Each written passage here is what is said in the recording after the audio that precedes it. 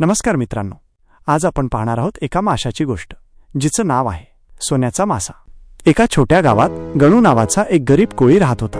तो रोज समुद्रात जाऊन मासे पकडायचा, पण त्याला फारसे यश मिळत नसे। एके दिवशी त्याच्या जाळ्यात एक चमकदार सोन्याचा मासा अडकला।